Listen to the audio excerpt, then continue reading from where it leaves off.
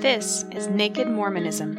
I pledge my life, all that I may have. I will strive to the utmost of my ability to be what you would want me to be. It's time to find the truth. And having set our hand to the plow, we will never look back until this work is finished. Where is the church going? I have faith that the Constitution will be saved as prophesied by Joseph Smith.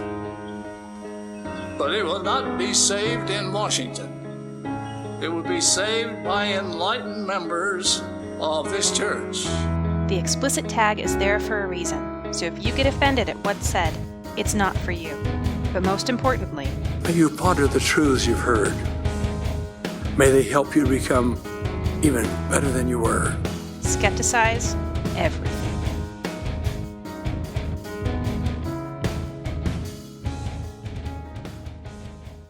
Welcome to episode 97 of the Naked Mormonism podcast, the serial Mormon history podcast. Today is Thursday, April 5th, 2018. My name is Bryce Blankenagel, and thank you for joining me.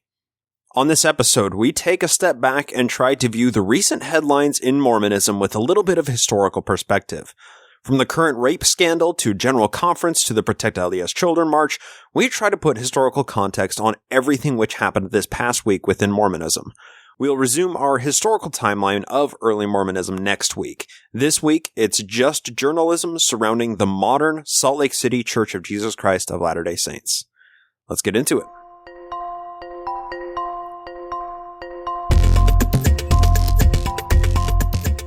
Before we get started, quick preface. All of the audio clips in today's show are used under Creative Commons licensing and are used legally for commentary and critique purposes. Most of the clips are used with permission from the content owners. The clips from General Conference are owned by Bonneville Media Corporation, but they are being used here under Creative Commons. You'll find a ton of links in the show notes to all of the full video clips and all of the cited information. It has been an interesting time for reporters who cover the LDS Church, yours truly included. A lot has happened in the past couple of weeks, and we're going to try our best to do these multiple recent headlines justice and put them into proper context. I'm going to recount my personal experience with the Protect LDS Children March and try to offer a unique perspective as best I can while examining this in a way which seems to make this episode timeless, even though it is centered around rather timely headlines that may not seem relevant within a few weeks' time.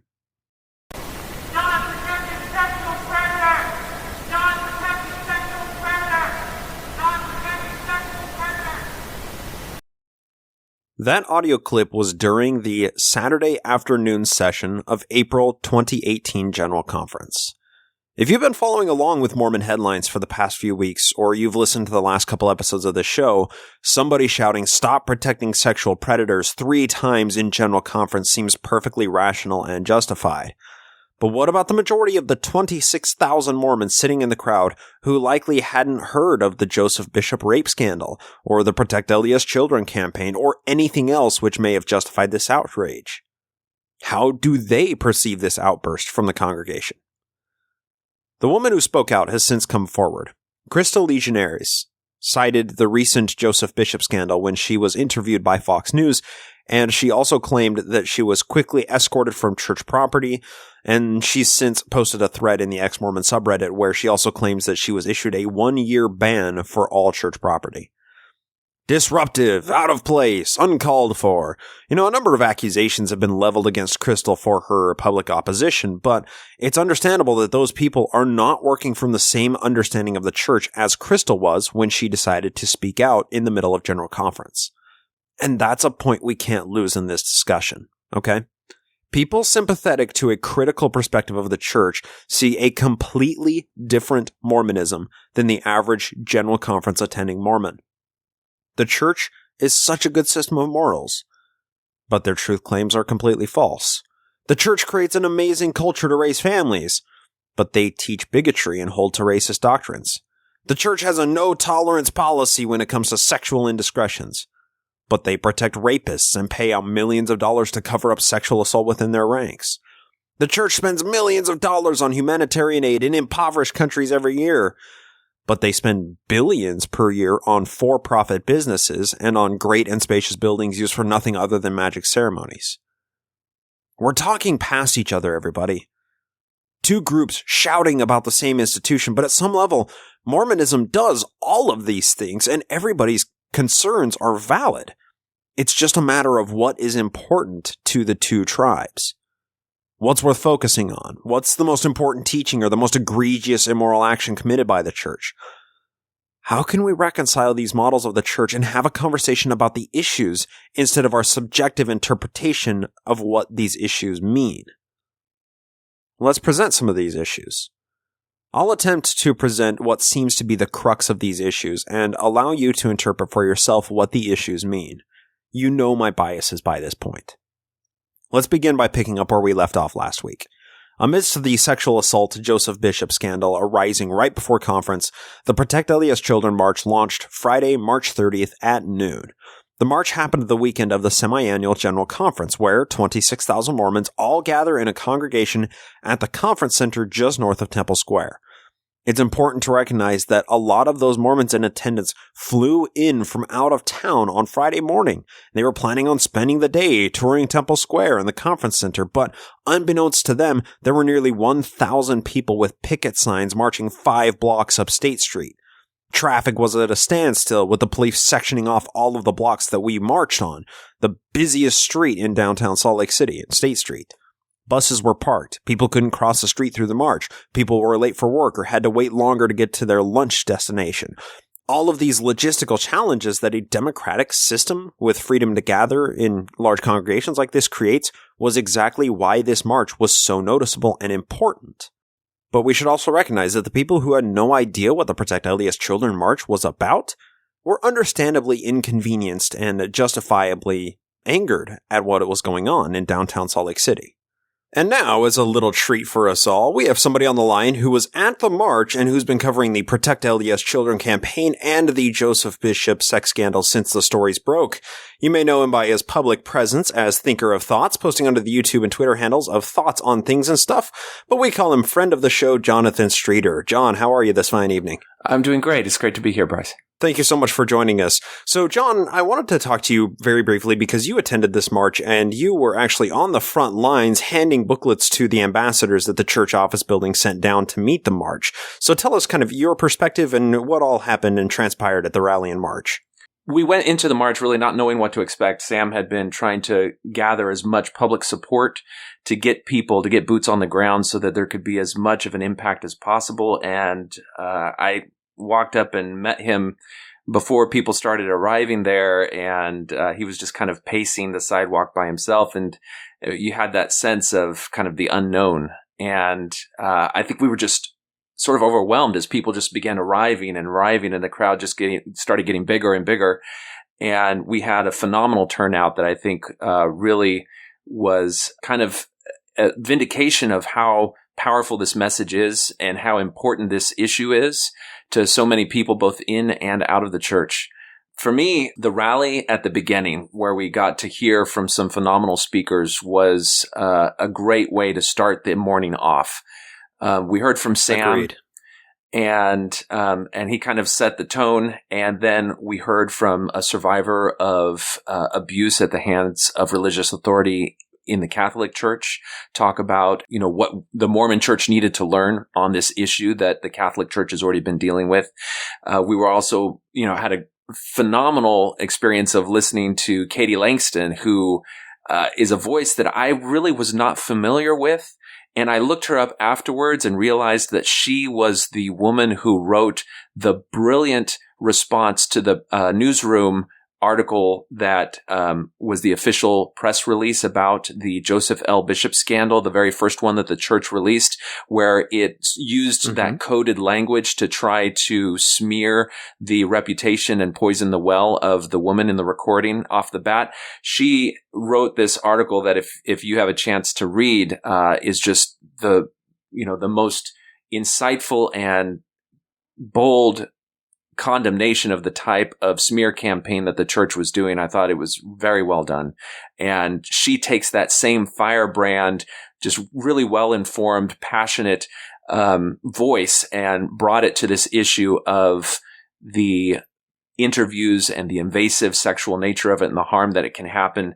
The videos for her speech and all these speeches are on YouTube now at the Protect LDS Children YouTube channel. And I really encourage any of your viewers who haven't had a chance to look at those to really listen to them. They're very personal. They're very bold in how they call upon the church for action, and they are rooted in things that we just all know are true in terms of the nature of the harm and the change that has to happen.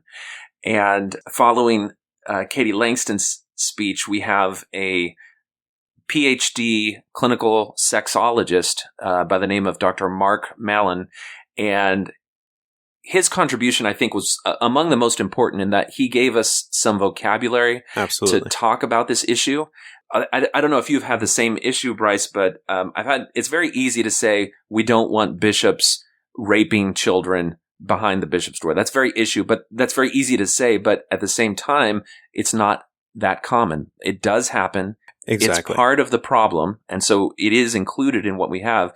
But far more frequently, the damage that we have from these interviews is the psychological damage that happens from the invasive sexual questioning and the teachings that demonize normal human sexuality that are behind that purity-based interview interrogation. And obviously it's a multifaceted issue because you have at one level the actual abuse happening by the bishops behind the closed doors, and then at another level you have just the grooming that is happening when you have an intimate setting where an older man is asking younger children what they are doing in their sexual lives and with their sexual desires.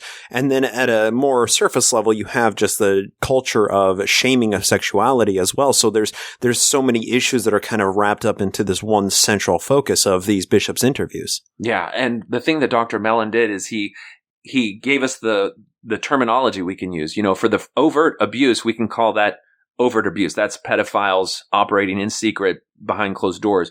But then this other thing that is the psychological damage, he put it in a category that he called covert abuse. And I thought that was a brilliant way to approach it because it allows us to still talk about it as abuse, which it is, but then put it in terms that make it easier for us to communicate to other people. And as I've been working on some of the videos that were recorded, I think you did a number of the interviews with people that were on site there, and there are a handful of them that are just heart-wrenching in the way that they describe how their lives were really torn apart by this type of covert abuse and psychological damage that was the result of well-meaning bishops who were simply given wrong entitlement to invasively intervene and insert shame and guilt into people's lives over normal human sexuality. So yeah, I think heart-wrenching may be selling it a little bit short, to be completely honest. Yeah, some of those were a little tough, and you do get to see the covert and overt abuse throughout those various interviews that I'm hoping that the Protect LDS Children YouTube channel will be publishing in the very near future. But yeah, they'll be coming out over the next few days. Fantastic. I think we're all looking forward to that. And I believe the final speech was kind of the massive, like the rally call. This was what, banded the troops together, and that was Natasha Helfer Parker's speech. And that definitely had the emotive spirit behind it and kind of did amp everybody up from once we had kind of the intellectual definitions and we understood the prevalence of what is going on.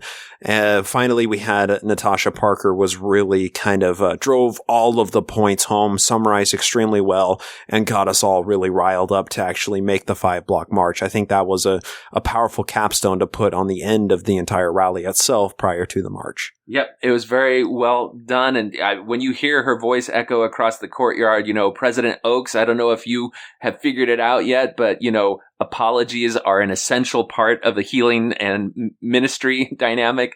It was just very powerful. And I think like the disenfranchisement that his whole, we never apologize thing just kind of casts over the entire membership, reclaiming that and saying, no, you need to apologize. These are things that deserve validation of the harm that has been done and need to be rectified with an acknowledgement that the harm was done.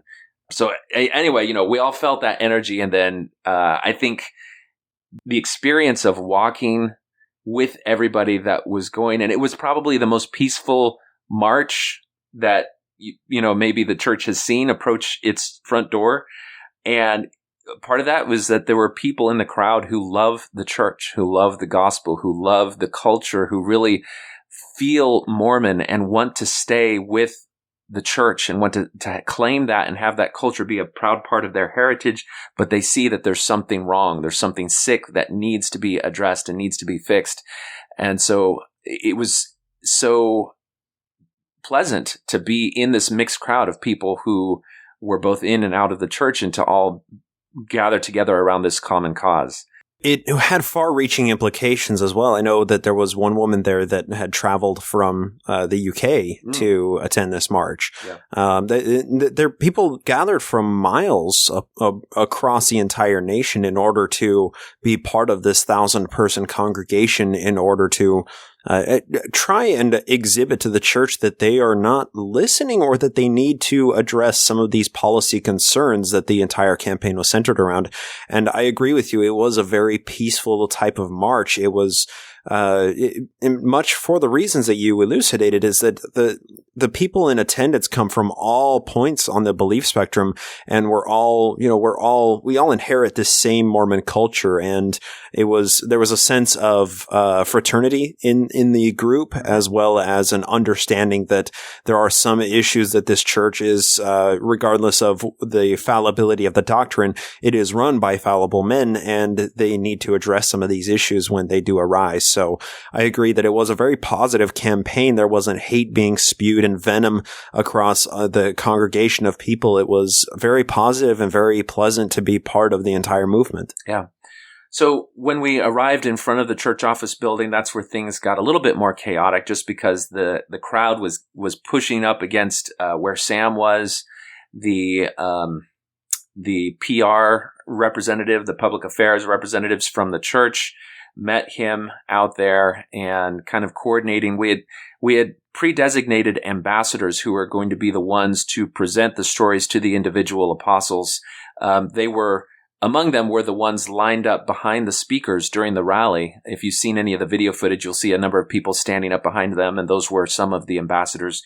Some of us that were also ambassadors were involved in other parts of supporting the rally, so we weren't up there. And so at that time, we're all gathered in front of the church office building, and Sam, after some introductory remarks, starts calling out the names of the individuals that are going to present the sacred storybooks to the particular apostles, and has, each of the books was printed specifically with that individual apostle's name on it. And I was up near where he was and doing my own filming for the live stream, and was able to be the ambassador who had the book for Elder Holland. And wow, very cool. Yeah, so we were given the opportunity as we presented the book to the public affairs person to make a comment, and I think that's where we're trying to do everything we can to get the brethren to listen. And even today, having gone through all the march and done everything and seen the crowds and seen the news coverage, I think a lot of us still have a big question in our head about whether or not they're ever going to even see these books or crack them open. But I'm hoping that the spirit in which we all gave them, which is that, Sam called these stories sacred stories very early on in his campaign. And if you take the time to read them, it's very, very true, because every one of those stories represent a life that was wounded by this policy.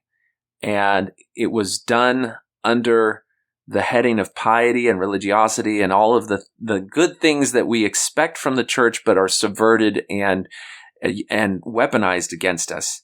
And these things just, I think...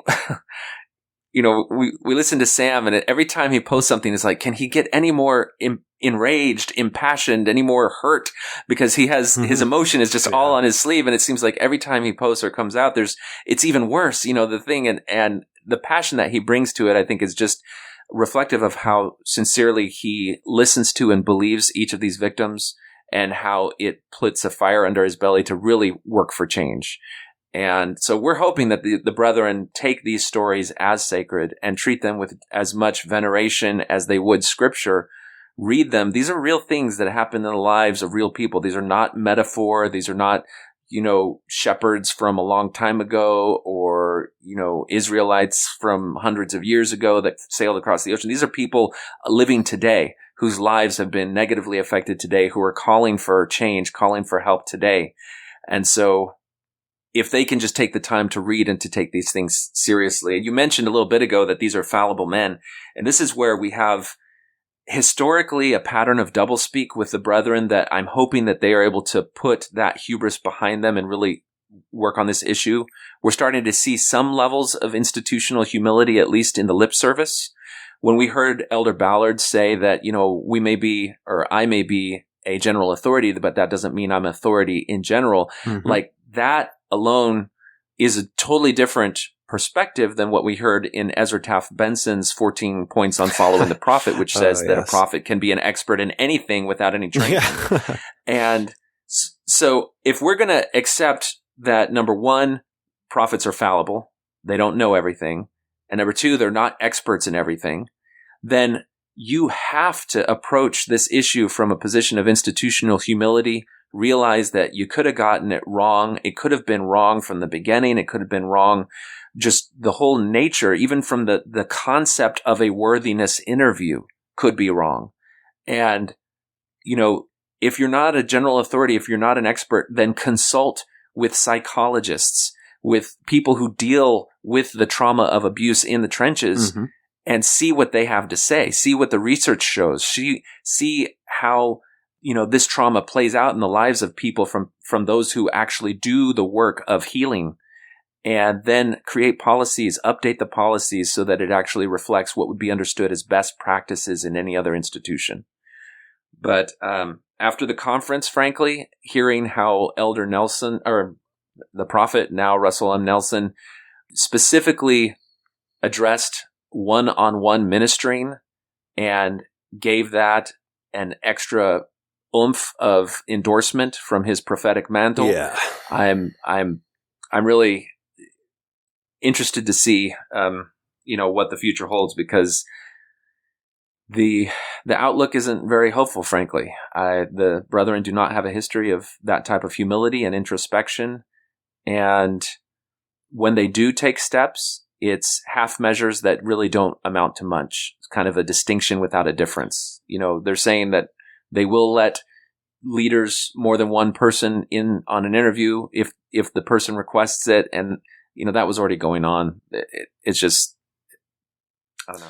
Yeah, not enough. I definitely agree with you. I think this will be an interesting story to watch develop in the coming weeks, and to see if any movement and progress has been made above and beyond the slight policy change that was made, or the more public awareness of the policy as it currently stands.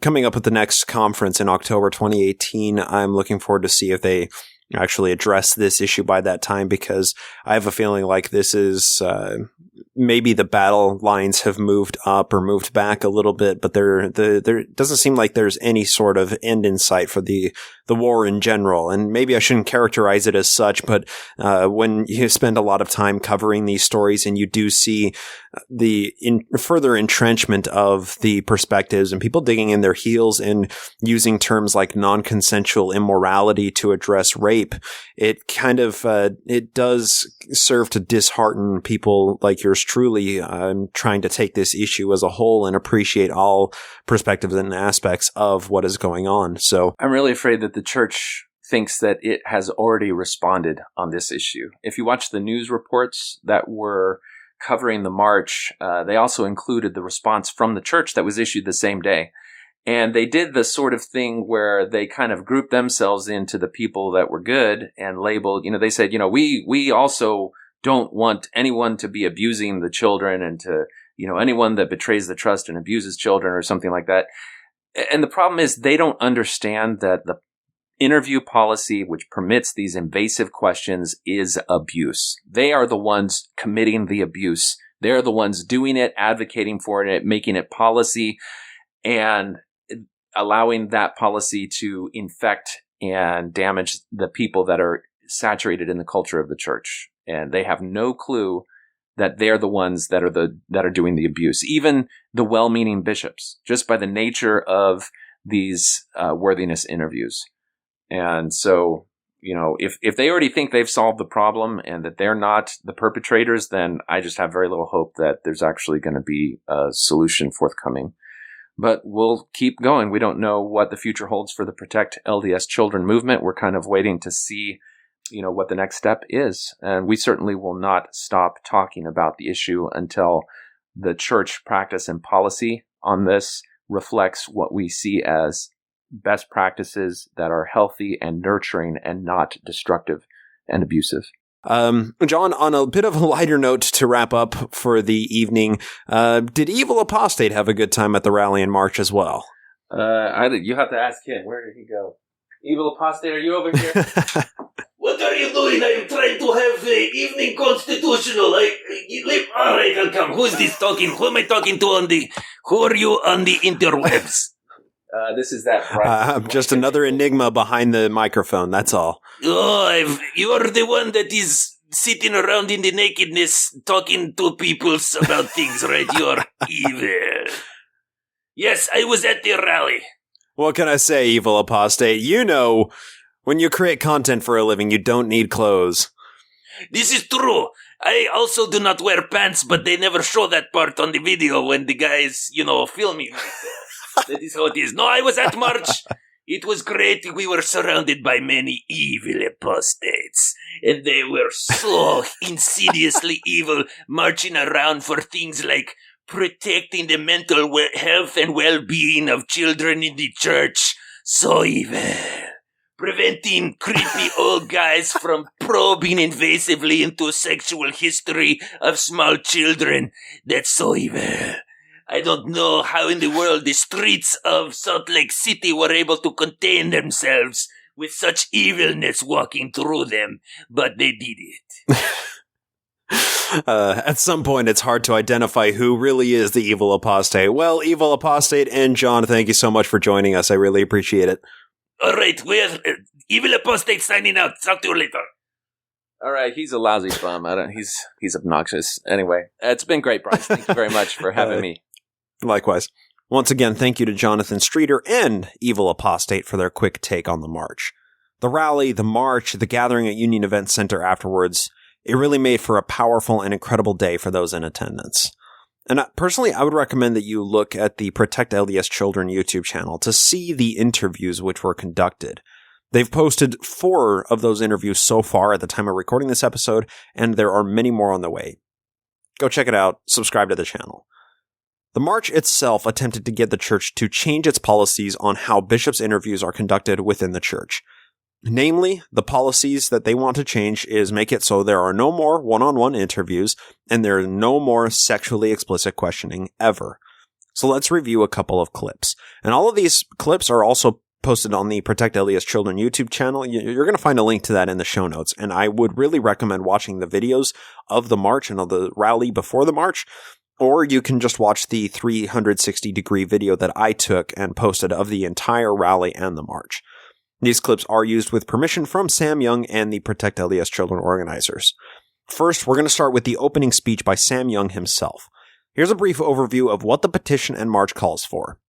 The clip begins with acknowledging the church making a slight policy change where they allow parents to be present during bishops' interviews. But as Sam says, the change falls woefully short of what's needed. So this clip is just under 3.5 minutes long. So my apologies, but it's full of useful content. So bear with me as we listen to this. Voices and actions will be as thundering lions at the same time that we cuddle our cubs in safety. I want to give my church credit. This is my church. I'm a member of the Church of Jesus Christ of Latter-day Saints. This is my church. It's got many good things, but it's got one thing that has to be eliminated. And I want to give them credit for already having listened to us. Only 4 short days ago, they announced a policy change. Good for them.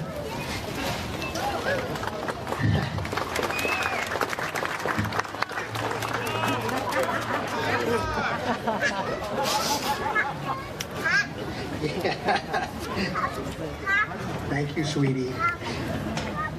Okay, so I'll clap for my church for having listened to us. Hallelujah.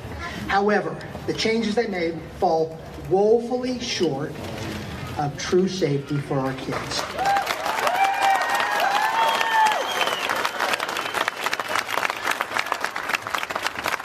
One-on-one interviews are still condoned and acceptable. There is no limit whatsoever to the gross sexually explicit questions. The changes announced Monday actually have the potential to do more harm than before.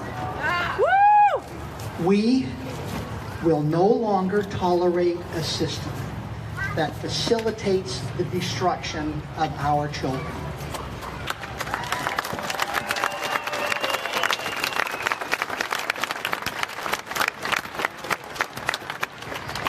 Now, our movement is not asking for any changes. I've already done that for over 2 years. We aren't encouraging the church to make any changes.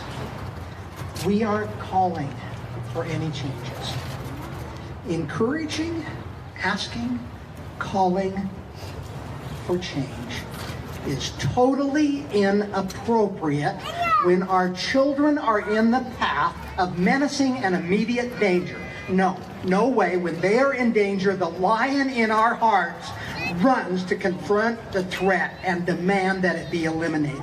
We expect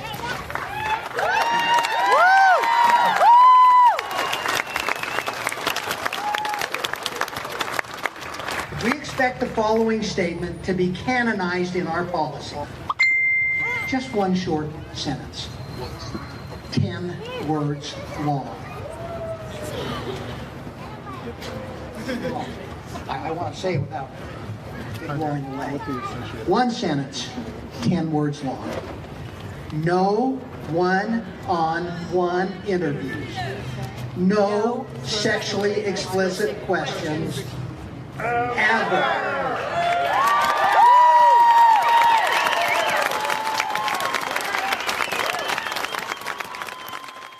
The next person to speak was Joel Castix, the Western Regional leader of SNAP, and SNAP is the Survivors Network for those abused by priests. Joelle is a bit of an authority figure with her position in SNAP. She's been trained to recognize sexual abuse at any level inside faith traditions, and she's been a powerful advocate for this cause since the beginning. This clip is just over 2.5 minutes. The Mormon Church, the LDS Church, needs to do 3 things. Number 1, they need to be proactive. As Sam said, these one-on-one interviews with sexually explicit questions need to stop immediately. There is not a single religious organization in the United States that allows these kinds of interviews, period. They don't count. Yeah, not a one. The second thing that needs to happen is the church needs to be pastoral when it comes to the thousands of victims who have come forward to tell their stories. They are suffering in shame and silence because they have lost their community. They have lost their faith. They have lost their way back home. They have been denied the one thing they need the most, and that's their faith family. The LDS Church needs to reach out to every single one of these victims and say, number 1, we are sorry. Number 2, we were wrong. Number 3, the abuse was not your fault.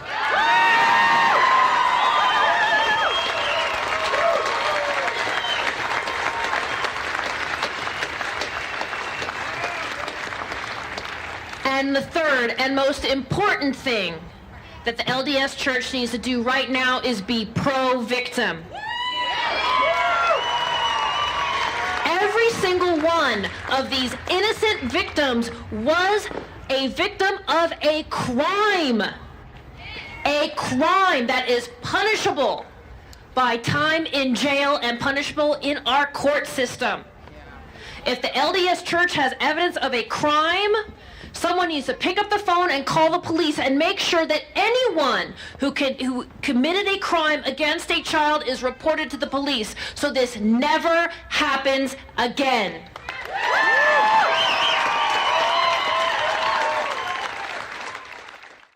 The next clip comes from the speech given by Katie Langston.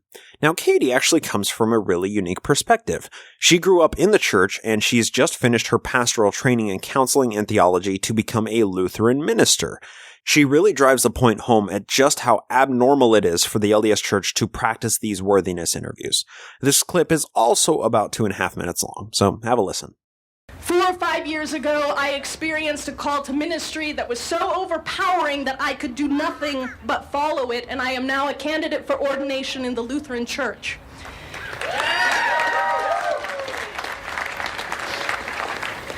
And as I have studied, and as I have been trained in pastoral best practices and theology, I am more and more stunned that this practice of worthiness interviews continues to be perpetuated. Let me be clear.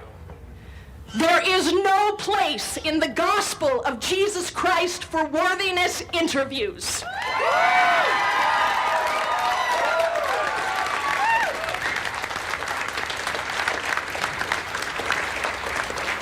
And there is no other Christian denomination in the entire world that has a similar practice. My colleagues in ministry are absolutely stunned when I describe this practice to them. I am not exaggerating when I say that this would result in the discipline and defrocking of ministers in all Christian denominations of which I am aware. And I don't say this to shame the Mormon Church, though they should be ashamed.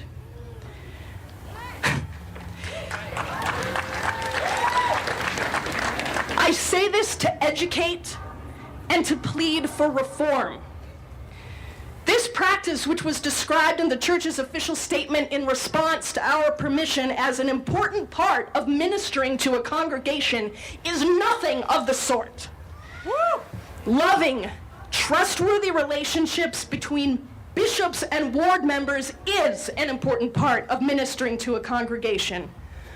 Coming alongside them in sickness, in loneliness, grief, death, and even sin, yes, that's an important part of ministering to a congregation, but a standing mandatory inquisition, complete with a standardized checklist to test loyalty and purity, is not an important part of ministering to anyone.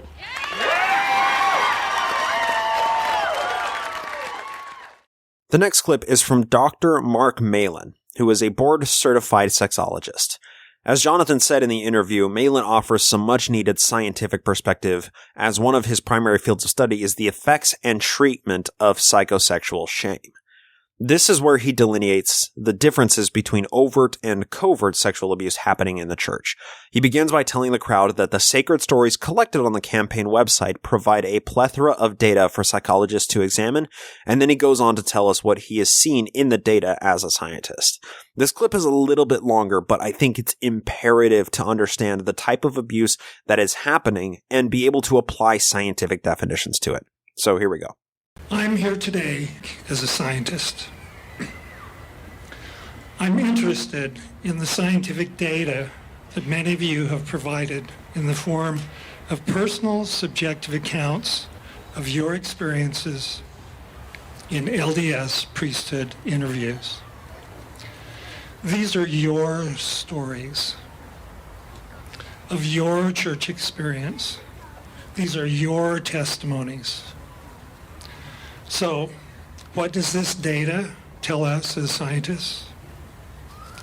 In general, it's telling us that there are two major types of sexual abuse that were a result of priesthood interviews, one-on-one with children behind closed doors. The first type is hands-on physical sexual abuse. I call this type overt sexual abuse. The second type is psychological sexual abuse. And I call this type of sexual abuse covert sexual abuse. The physical sexual abuse in your stories come from leaders with untreated pedophilia. Some priesthood leaders clearly are pedophiles. There's ample evidence. Some have been prosecuted. The majority are not pedophiles. However, the problem is that these pedophiles are wolves in sheep's clothing. They appear on the outside to be harmless and trustworthy. They're only discovered after harm has been done and their victims gain enough courage to report them to the authorities. Can a pedophile victimize a child if they're not alone with them? Would ending one-on-one interviews behind closed doors significantly protect our children? The answer is obvious. Today, by marching, we are asking this to stop.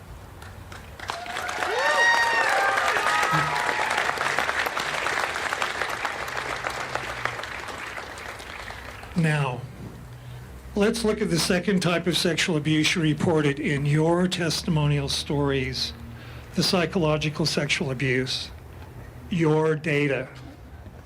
There are far more examples of this type in the data. It's a very serious problem. It stems from well-meaning advice and counsel from untrained leaders that is unintentionally shaming. In the very worst cases, though, the shaming is intentional. Terrifying children about their sexual feelings causes them to disassociate or hate themselves. This is a formula for disaster. After that, Dr. Malin tells of Elizabeth Smart's story, where she recounts how she was told that having premarital sex is like becoming a chewed piece of gum. You know, once a person's virtue is taken from them, nobody's going to chew a piece of gum that's already been chewed. That's how the analogy plays out. So Dr. Malin goes on to tell the story of Kip Eliason, who likely killed himself due to shame of sexual desires and masturbation spurred by Bishop's interviews. He concludes with saying that sexual desires need to be acknowledged as stages of healthy psychological development instead of shamed. So I'll just play a few seconds of his concluding remarks. Children must not be psychosexually shamed in interviews with trusted church leaders. Telling kids with high testosterone and an immature brain that touching their own bodies is a sexual sin next to murder is a formula for suicide. We must stop doing that. Shame kills kids.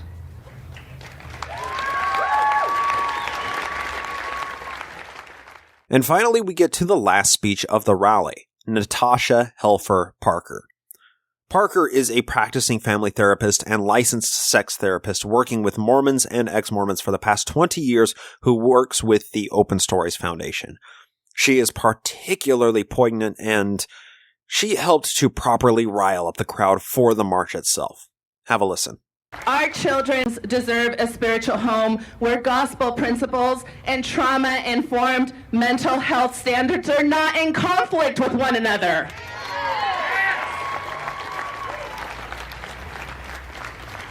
Our children and teens deserve a spiritual home where leaders and the organization as a whole walks the walk, not just talks the talk. If our young are expected to follow principles such as choosing the right and repenting for wrongdoing, that they can see clear examples of that coming from above. Our victims and survivors need and deserve an apology, partnered with adequate restitution attempts. And Elder Oaks, if you're in the business of ministry, please know, if you don't already, that apologies are necessary and healing.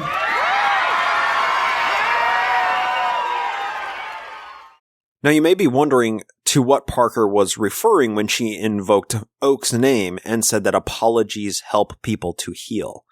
Well, back in early 2015, before the November of 2015 policy was released, making the church's stance on LGBTQ relationships abundantly clear, Dallin H. Oaks was quoted by the Salt Lake Tribune saying, quote, "We don't seek apologies, nor do we give them," end quote.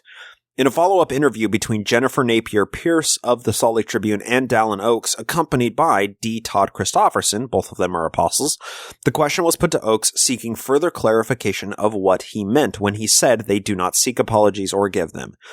During the interview, Oaks was fighting off a bit of a cold, so his voice sounds a bit like somebody gargling broken glass. So I'm sorry about that. This next 1 minute, 21 seconds might be hard to listen to, but this is important to add context to what Natasha Helfer Parker was talking about.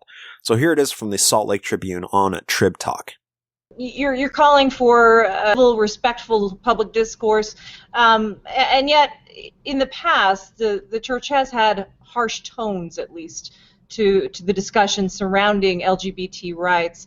In a Tribune story that we published on Tuesday, Elder Oaks, you were quoted as saying that the church doesn't seek apologies and we don't give them. And of course, this sparked a whole storm on social media about those who wonder how this view comports with Christian theology.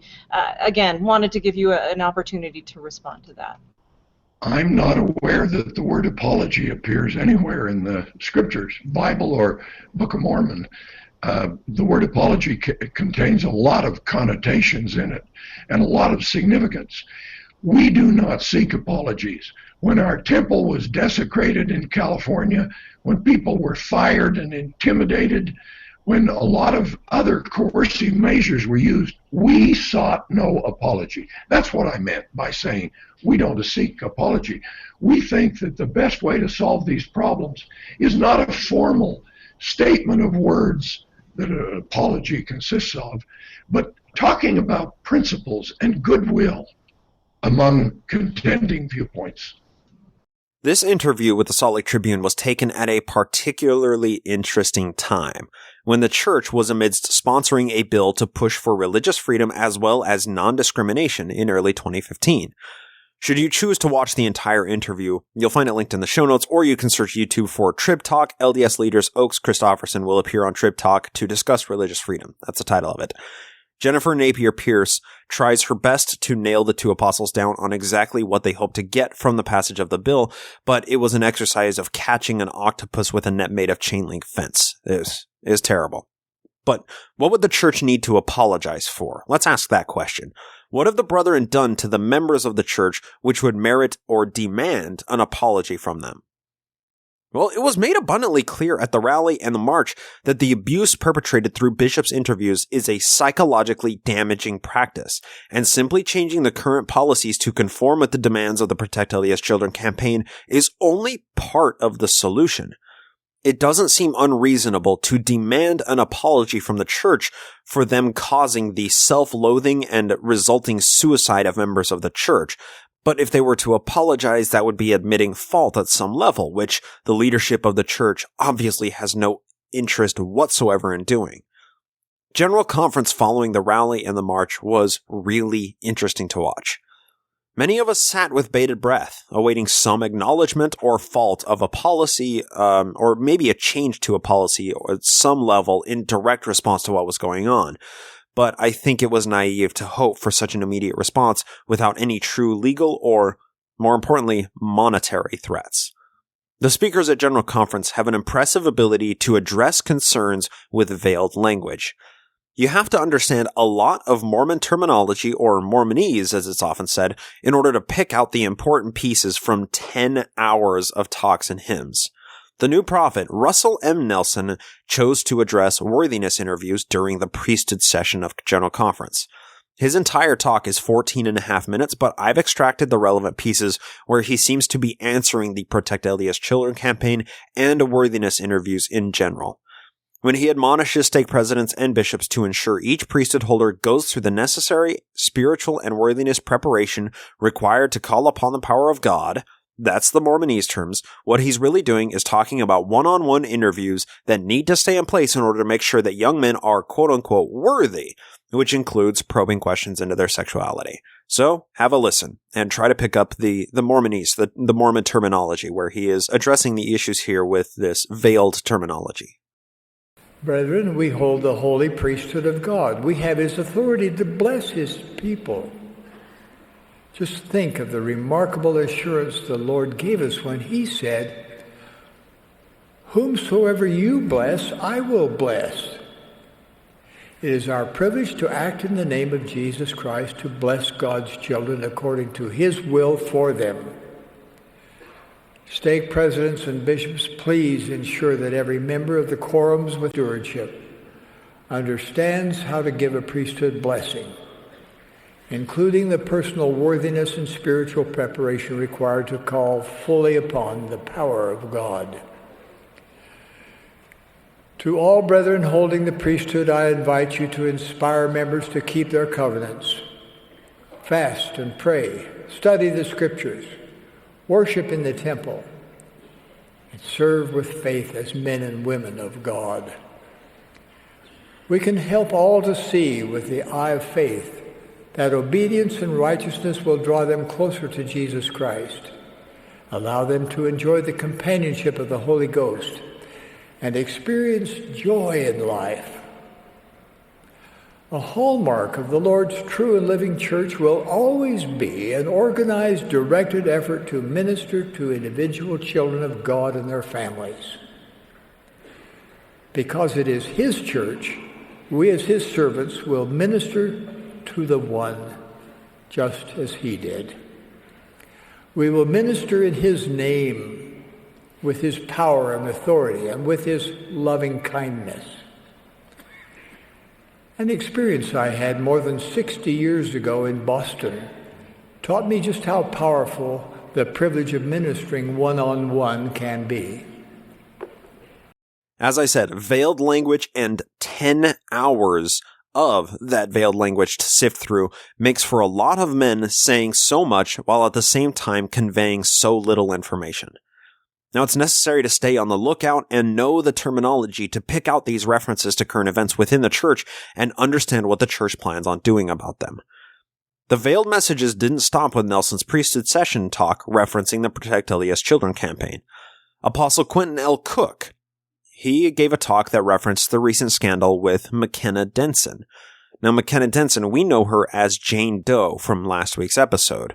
Her and Joseph Bishop is one of the main recent headlines within the church, where allegedly Joseph Bishop raped McKenna Denson in the MTC while Joseph Bishop was the MTC president. The phrasing that Quentin L. Cook used caused incredible backlash in online communities and social media. So here's the clip from his general conference talk. This starts around the 8-minute mark throughout his talk. During my lifetime, worldly issues and concerns have moved from one extreme to another, from frivolous and trivial pursuits to serious immorality. It is commendable that non-consensual immorality has been exposed and denounced. Such non-consensual immorality is against the laws of God and of society. Those who understand God's plan should also oppose consensual immorality, which is also a sin. The family proclamation to the world warns that individuals who violate covenants of chastity, who abuse spouse or offspring, or for that matter anyone else, will one day stand accountable before God. The most prominent question that I can pull from this is, does non-consensual morality represent the best term to describe rape? Non-consensual immorality? And beyond that, his phrasing of non-consensual immorality being exposed, where he says that it's been exposed and answered, seems to distance the church's part in the exposure and seeming efforts to cover up the Joseph L. Bishop rape scandal. Saying, quote, "It's commendable that non-consensual immorality has been exposed and denounced," end quote, masks what truly happened. Joseph L. Bishop allegedly raped McKenna Denson while she was a vulnerable missionary at the MTC, and Bishop was apparently never punished legally or ecclesiastically for his multiple offenses of sexual abuse, even though he admitted on tape to confessing these illegal offenses to members of the Quorum of the 70 multiple times during his long and colorful church career.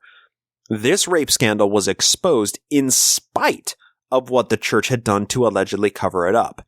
It was exposed even though the church seems to have been working actively for over 3 decades to cover up the fact that it ever happened. Then Quentin L. Cook went on to assert that non-consensual immorality has been denounced. The church has repeatedly denounced any involvement in covering up alleged rape by Bishop as MTC president. The church has a long-standing no-tolerance policy when it comes to sexual assault. Okay, but what does that mean? If the allegations contained in the leaked audio and the subsequent reporting are true, then this no-tolerance policy represents a vast disparity between policy and practice in the church. That's a point we're going to keep coming back to. A disparity between policy and practice. You can say something till you're blue in the face, but you can't just talk the talk, you have to walk the walk. And people are justifiably angry about many details of the McKenna Denson and Joseph L. Bishop rape scandal. For starters, who knows what a tolerance policy for sex abuse looks like, right? So, of course, the church and most other organizations have similar no-tolerance policies in place when it comes to sex abuse. Secondly, a church or any organization having a no-tolerance policy for sex abuse and then actively covering it up when issues like this arise represents a massive betrayal of trust held by every chapel-attending Mormon. And we'll continue to talk about the current rape scandal plaguing headlines about the church, but there are another couple of interesting details that are worth throwing into the mix concerning the April 2018 General Conference. Now, we're going to get to Joseph Bishop and McKenna Denson momentarily. Put a mental pin in that. But a few historic changes also occurred at this April 2018 General Conference. Specifically, the church decided to eliminate the High Priest Quorum and consolidate it all into the Elders Quorum. Now, there can be many motivations behind them doing this, but should I hedge a speculative guess, I would assume that church attendance in high priests is relatively stable, because that's the older generation of the church. However, some indicators have shown that elders' quorums are on the decline, because a lot of people in the age range of 21 to 45 years old are leaving the church right now, and they're taking their families with them. So consolidating the high priest quorum and the elders quorum into one major quorum may mask a current hemorrhaging of membership. In addition, a new detail could only be noticed if you've watched every conference since the 90s. It's been standard practice for at least the previous 20 years, probably before that, for the church to read the church's statistics in general conference. Historically, they read the number of stakes, the number of missionaries, the number of wards, and the total membership numbers. April 2018 was the first year in more than 2 decades where they didn't read church statistics from the pulpit. I find that very fascinating. Now, the information is still available on LDS.org, but you have to go seek it out yourself. And if we're to believe the numbers that the church itself publishes on their own website, there is a bit of a decline in growth over the past 3 years, which may help to explain why they chose not to read the statistics in conference this year. If the church is cognizant of a significant decline in active membership or in growth, and all the available anecdotal information is somewhat true or wholly true, and it's indicative of a larger trend shift, it would be understandable that they would take certain actions to mitigate the decline, one of which would be not announcing to the members their decline in membership. Now, another interesting detail to add into this, one of the most dreaded aspects of active membership is home and visiting teaching. Home and visiting teaching is the practice where once per month, members meet with other members to see how their family is doing and to deliver the First Presidency message from the monthly church PR article, The Ensign. The practice is dreaded by the majority of members, and they are required to report their home teaching and visiting teaching statistics back to the church. The practice of home teaching and visiting teaching was discontinued in lieu of a new program known as ministering, which will be much more social media and smartphone focused. So no longer are people home and visiting teachers, they are ministering to each other with texts, with Facebook messages, in whatever way they can. But the mandatory visiting the members in their homes, that is no longer a part of the church. The church also, conveniently, provides a fancy little app, which taps into your phone's call log, and it provides caller ID on who within the ward is calling to minister to you. Now, while this app that the church provides is viewed as a blessing by some, it should be understood that smartphone apps with access to call logs, pictures, and messaging collect a lot of data which can be sold to advertising agencies or used for other purposes by whoever happens to own the app, the church in this case. So, all of that said, those are some of the major historic changes that happened in this April 2018 General Conference. So let's get back, let's pull the pin out of McKenna Denson and the Joseph L. Bishop rape scandal. As stated in the previous episode about Jane Doe and Joseph L. Bishop, the story is constantly developing. Okay? April 3rd, Jane Doe revealed her real name, McKenna Denson, to the press, and she called for a press conference. Peggy Fletcher Stack with the Salt Lake Tribune reported that the adopted daughter of Denson, this is the daughter that Denson had before she went on her mission that she adopted out through LDS Church Services, who is currently a 35-year-old woman, said that she was surprised to see her name in a dossier that was compiled by an attorney working for the church. This dossier was apparently compiled in order to dig up all of the information that this lawyer could find on McKenna Denson. And this is where McKenna Denson's 35-year-old adopted-out daughter saw her own name in the dossier. Needless to say, she was a bit surprised. And it's been claimed that this dossier has been used and was initially compiled in order to smear McKenna Denson's character and attempt to falsify her rape allegations against Joseph Bishop and the allegations that the church has actively covered these up. And just today, a few hours before I'm recording this, McKenna Denson actually held a press conference. And there's a lot to take from the press conference, and I'm going to leave it to the ex-Mormon subreddit and other news outlets in order to kind of sift through and see what is the most important pieces. But what I found most fascinating out of this was the settlement negotiations between McKenna Denson and the church have ceased since the audio was leaked.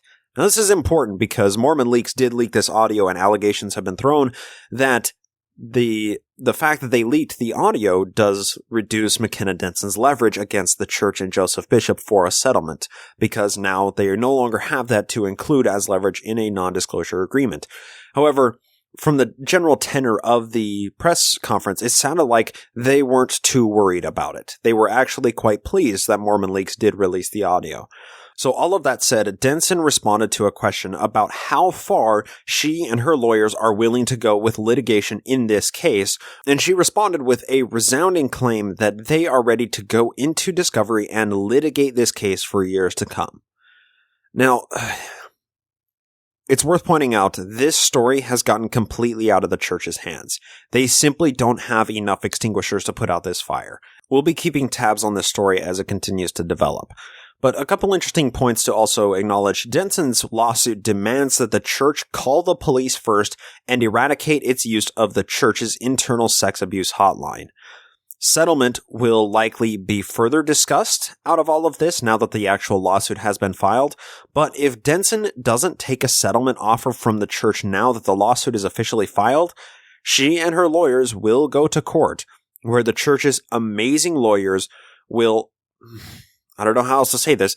The church's lawyers will summarily dismantle the entire case. They will call her character into question, and they will obliterate any presence of McKenna Denson in the Utah court system. Denson will end up owing the church lawyers all of their legal fees for years of litigation, and she is going to go away as just another rape victim who lost her case, and the church will never change. Okay, I'm sorry to be so pessimistic about this, but there are good reasons to go to settlement, and there are good reasons to believe that this is what's going to happen, especially when it comes down to Bishop's words versus Denson's words in a court of law. The presiding judge of this case is also a believing Mormon, and unless he chooses to act ethically and recuse himself from the case, that definitely represents a conflict of interest. Now, To be fair, this case may sound really good at the surface level, especially with the leaked audio coming out, but in a court of law, Denson and her lawyers are going to be utterly destroyed. No church policies are going to change, and Denson will be financially wrecked for the rest of her life for speaking out against the church and bringing up this lawsuit in the first place. It doesn't look good, and there are problems here. How do we address these problems? Now, understanding Quentin L. Cook talking about the entire scandal as non-consensual immorality, and understanding the finer points of the actual story, as we do from last episode, there's a disparity here. And we can't even begin to have a conversation about fixing issues with the church and its policies if we can't even agree on what those problems are.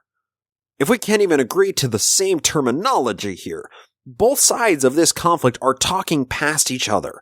A lot of people don't want to see fault within the church, especially those responsible for how the church operates. They have a vested interest in knowing for a fact that the church doesn't have any flaws. Representatives for the church minimizing these issues through specific terminology and buzzwords is merely a survival mechanism. There are a lot of people that simply want to see the church burn, and if a rape scandal is the match, then so be it. These diametrically opposed sides in the conflict will never resolve their viewpoints or reconcile differences.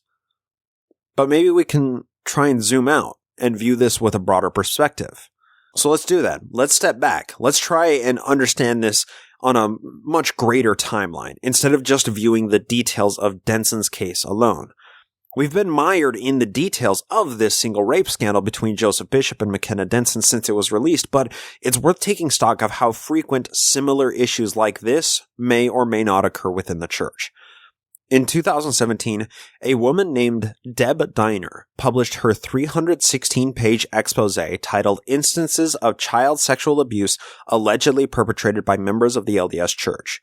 This 316 pages, some of the pages just have one entry, some of the pages have 6 entries, claims that these various members of the church, often in high-ranking offices like a ward bishop or a stake president of some sort, it alleges of all of this committed sexual assault on children from 1959 to 2017.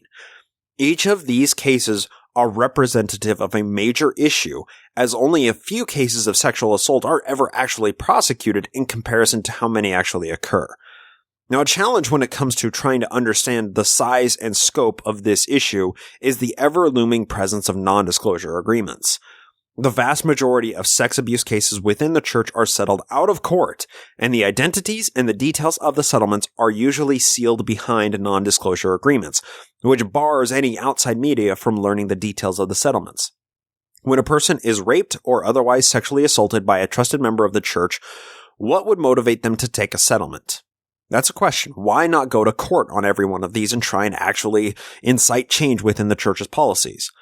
Well, settlements are a powerful tool in the legal process. A settlement stops a major trial from going to court, being caught up for years in litigation. It reduces the obscene amount owed to lawyers for lawsuits which would otherwise drag out for years, and it gets the issue out of the survivor's life once and for all. Right? If a settlement can't be reached, the survivor runs a major risk of not winning the case, which puts them on the hook to pay the church's lawyers hundreds of thousands or possibly millions of dollars for dragging this out in years of litigation at $150 an hour or something like that. Settlements reduce the headache, and hopefully after a single institution has paid out enough money in settlements, they change their policies of their own accord to stop having to continue to pay out those settlements. So settlements are useful in some cases, but that last part of the settlement equation, where after paying out so much, the church changes its policies, has yet to occur. Because the church, with the exception of simply reiterating time and time again their no-tolerance policy on sexual assault, they haven't made any real significant changes to mitigate these stories that keep cropping up, these allegations that people keep bringing up that the church is covering up sex abuse. Once again, there's a disparity between policy and practice in the church. You can say you have a no-tolerance policy for sexual assault, but when it does happen and you actively cover it up, that shows a difference between policy and practice.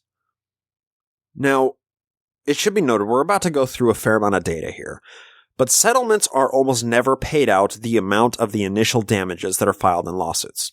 Okay? A sex assault survivor files a lawsuit for X dollars. Lawyers talk about it for a few months, then a percentage of that X number is paid to the plaintiff during a settlement and their lawyers by the institution or the persons being sued. Settlement doesn't admit fault. Settlement merely pays damages and lawyers' fees and usually includes these pesky non-disclosure agreements in order to keep the information from getting out to the press and also to protect identities. In addition to Deb Diner's expose of allegations of sex abuse within the church, that 316-page expose, a number of headlines can be easily accessed when searching for the LDS Church and sex abuse cases. Now, I've compiled and posted on the Ex-Mormon subreddit a quick list for us to work with. The dollar amount figures here only include initial filing damages, okay? With only one exception. The dollar amounts of the actual settlements from these allegations and these initial lawsuits are never included in the headlines, except for with one exception. And we may talk about that. But just to let you know, there are some really big numbers to talk about here. These are the initial damages, not the final settlement prices that the church paid out. So to start off, there is a headline from September 5th, 2001, where the church reportedly paid out $3 million, and that was an actual settlement. And they reported that for a couple of reasons. You have to read the headline and go to the Ex-Mormon subreddit to find it. There's another case for $750 million for what it seems to be a massive cover-up in the year 2000. $750 million. Now, once again, these are just initial damages filings. Now, there's also included the Joseph Bishop story in this Reddit thread. There was in 2013 where the church settled a scout troop leader sex abuse scandal, and apparently this settlement was made for an undisclosed amount, but initially the lawsuit sought $5 million in damages, and it took over 4 years for this to run into an actual settlement. There's another headline of a person named Noel Anderson, who was a bishop who was just arrested and is being held in county jail. And obviously there's no settlement here, no lawsuit is filed yet because the story is so new, but it's a story worth keeping an eye out for as it develops. Now, here's an example of bishops not reporting sex abuse when it was apparently confessed by the perpetrator in 1995. And once again, these are all in this Ex-Mormon subreddit mega thread that I created, so go, chase those to find the links to the actual articles. Another case was a victim of the Indian placement program that settled a lawsuit with the church in 2008 before the hearing went to the South Dakota Supreme Court. Of course, the details of this settlement were not shared with the public. There is a 2016 lawsuit which claims that the church leaders tried to keep allegations within the church, and they summarily discouraged a mother of the victim from reporting the abuse to outside authorities. There's no further information on the church's affiliation with the suit or of the criminal conviction of the rapist. However, this alleged rapist was in leadership positions over children while the church supposedly knew of his past record. It's very fascinating to see so many headlines where the church knew unequivocally that somebody had a problem with being a pedophile, and they seemed to take no actions to protect the children within their congregation from that person. Then in 2016, there was a total of 8 separate lawsuits for sex abuse within the Indian placement programs. There's no further information available on the outcome of these 8 lawsuits unless there are some follow-up headlines that I missed. But, being 2016 that these lawsuits were filed, we probably won't know about it until about 2020 or 2021. In 2014, a scoutmaster received commendation from his bishop that he was a stand-up guy, but that happened after this man was put on the quote-unquote scout perversion list. This case also went to settlement for an undisclosed amount in 2014. There's another 2014 Hawaii lawsuit from 2 men who were assaulted on church property. They sought unspecified damages and changes to how the church handles sex abuse. In 2013, a California bishop was accused of multiple sexual assaults and battery in 2013. There's no further word on if or how he was disciplined or if the church paid out a settlement in this case. In 2007, there was a woman in Dublin who was raped by a missionary, while another missionary stood guard for that missionary. There's no further information on whether or not the church settled this suit, but it did protect his identity, and the woman alleges that the church tried to cover up this sex assault. In 2011, there was a lawsuit that was filed against the church and a scout troop leader who was also possibly a bishop. The terminology in the headline is kind of wishy-washy. It's hard to nail down. But apparently, the plaintiff claimed that this scout troop leader allegedly assaulted them for 4 years straight. The lawsuit was filed in 2011, and there's no further information if Boy Scouts of America and the church settled this lawsuit, but both organizations were included as being negligent for allowing this man in a leadership position over vulnerable groups, being a scout leader. In 2010, there was a California case where a counselor in the bishopric abused a plaintiff for 8 years straight. That was settled in 2010, and that settlement was reportedly for $100,000. There was a young men's leader accused of assaulting 3 young women in far west Utah. The lawsuit was filed in 2010, and no further information exists on whether or not the church paid out a settlement. After the statute of limitations ran out, there is another headline of an alleged victim who was forced to pay the church's court fees for filing a lawsuit in Australia in 2008. Unfortunately, that is a headline that is largely indicative of what very likely will happen with McKenna Denson and Joseph L. Bishop. Once it goes to court and it ends up in a he said versus she said kind of situation, if the victim is unable to prove beyond a shadow of a doubt that she indeed was a victim of sexual assault, he or she was a victim of sexual assault or rape, then all of the legal fees fall to be paid to by the victim. So Australia 2008, the church's court fees were paid by the person who filed the lawsuit for the church, covering up sex assault. Here's another suit from 2008. Now, this was a respected priesthood holder in the community who allegedly raped 2 boys for 2 years straight. That suit was filed in 2008 in the UK, but there is no further information on whether or not the church was involved in the case or if they paid out the settlement. There's a $25 million settlement talks in the lawsuit against the Boy Scouts of America and the church in 2008. That $25 million was just the initial damages filings. We don't know what the actual settlement was or if the settlement was paid out because no further information of whether or not this was settled is available. In 2008, there was another lawsuit against the Boy Scouts of America and the church for covering up priesthood leaders' sexual abuse over 6 years' time against the plaintiff. The offender apparently absconded to Canada after this lawsuit, and he has yet to face up to his multiple sexual allegations in the United States. Here's another one. A total of $4.2 million was awarded to 2 plaintiffs, and that was appealed in 2007. The church was responsible for just under $2 million of that 2008 settlement. In 2007, $45 million worth of sexual assault damages went into mediation in a lawsuit against the church for covering up multiple accounts of rape over 2 years by a home teacher. This really makes you wonder. A home teacher was sexually abusing his victims for 2 years, and this lawsuit went into mediation, and $45 million was attached to it, so it really makes you wonder if there may have been some ancillary motivations behind canceling the home teaching and visiting teaching programs within the church this year. Now here's a 2007 article of an Ogden area bishop using his position to groom and molest 3 young girls. No further information is available on the whereabouts of this lawsuit or if it was settled out of court. There's another lawsuit from 2001 claiming $5 million in damages for covering up sex abuse since 2001. The article was from 2006. No further information is available on the details of the resulting settlement. There's another case of Native American children being abused in the Indian placement program.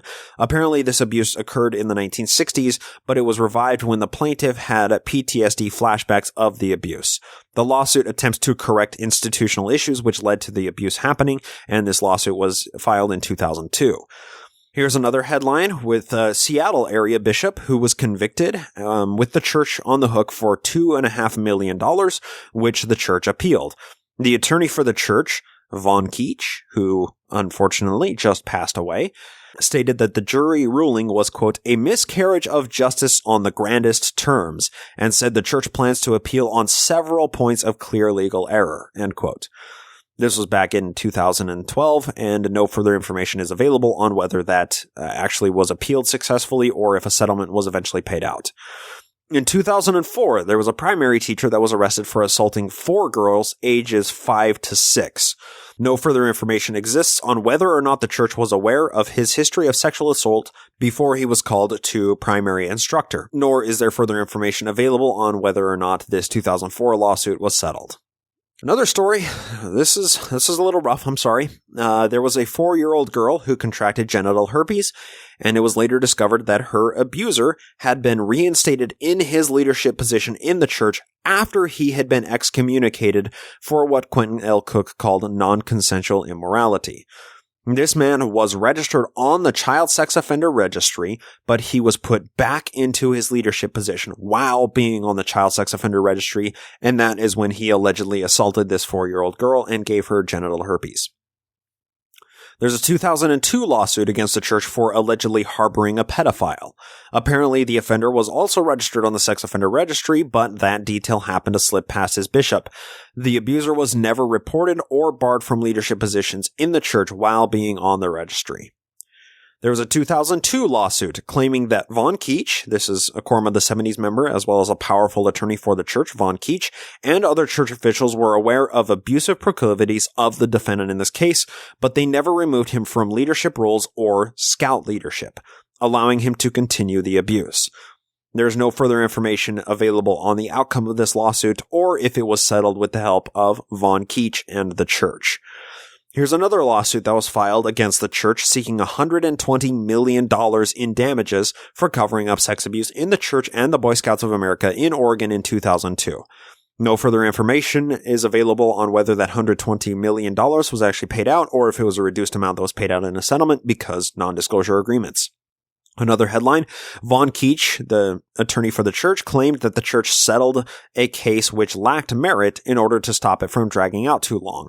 That case was settled in 2001 and the church paid out $3 million. The details of this settlement number of actually $3 million that they did pay out being published by the church is highly unusual for unknown reasons.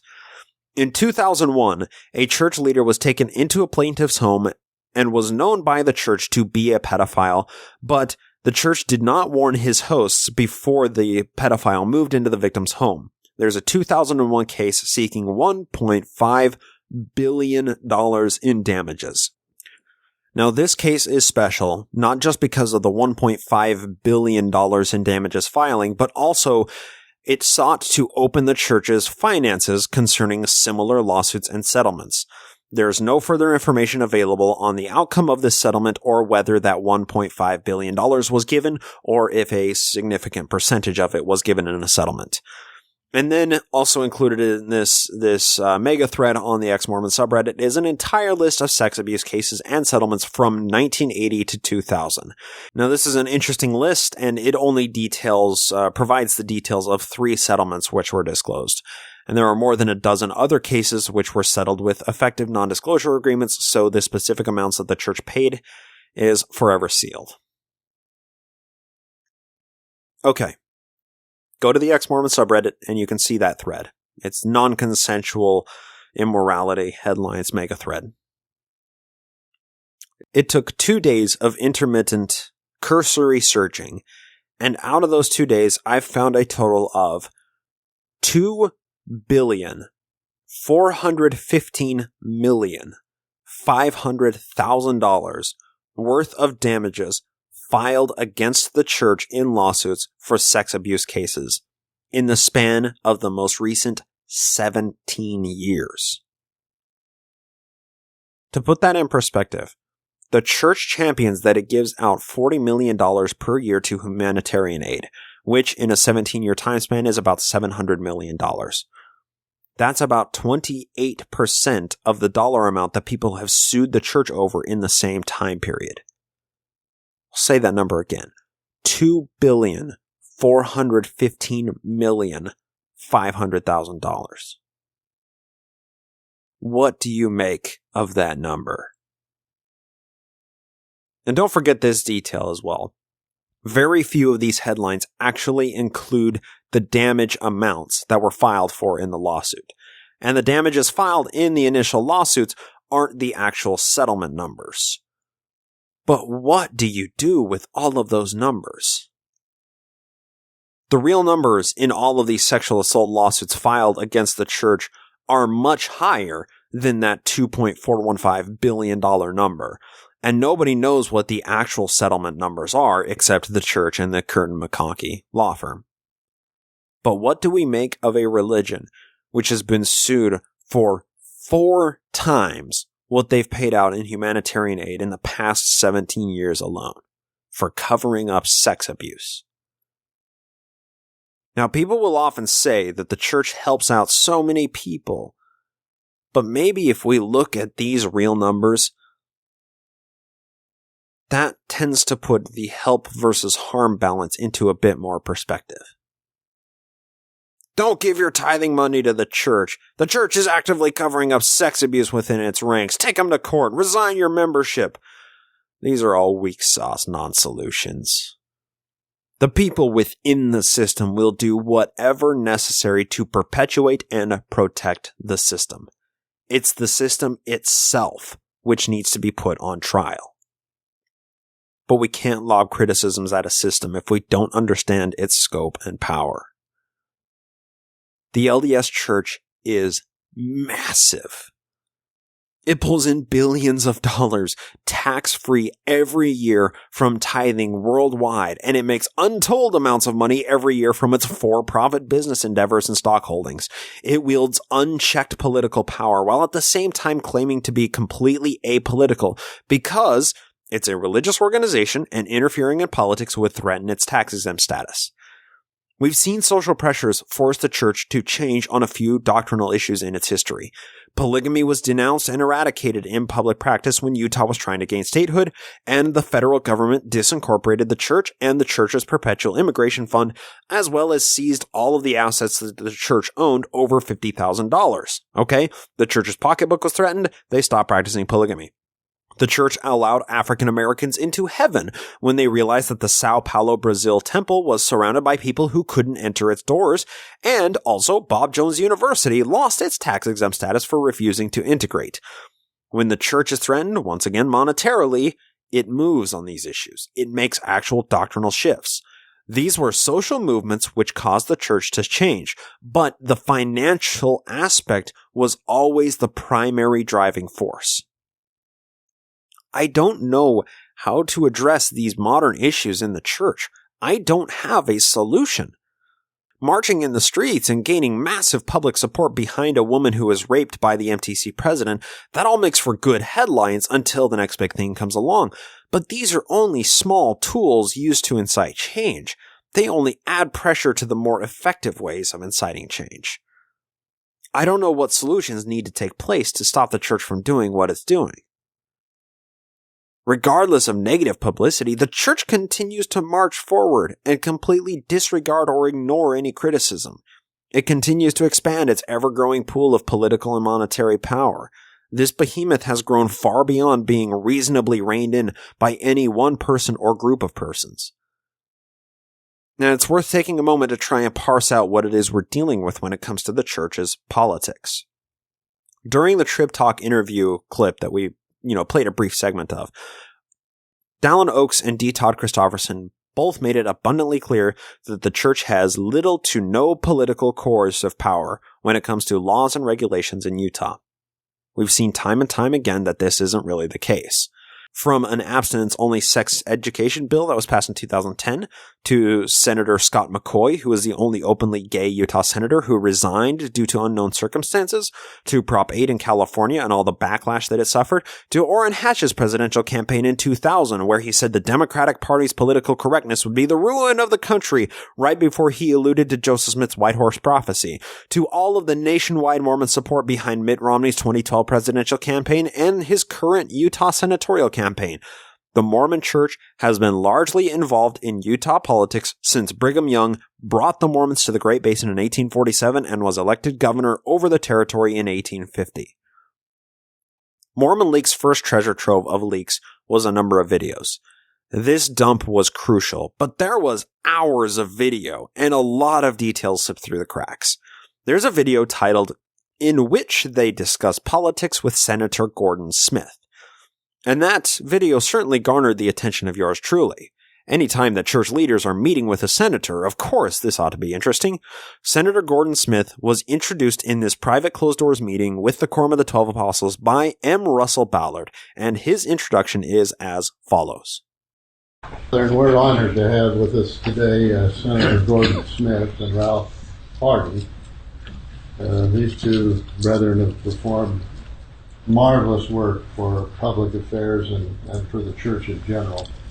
And it's a privilege to have them here. And we've asked Ralph if he would introduce our wonderful senator. We're so pleased to have you with us. And now I'll turn it over if you two brethren like to come up. Then Ralph, if you'd introduce the senator, we'd appreciate it. After that, this Ralph guy that they're talking about goes on to introduce the senator, giving his Mormon pedigree, including his mission, his temple marriage, his law practice, and of course his senatorial race. Ralph testifies to the powerful utility of Senator Gordon Smith as follows.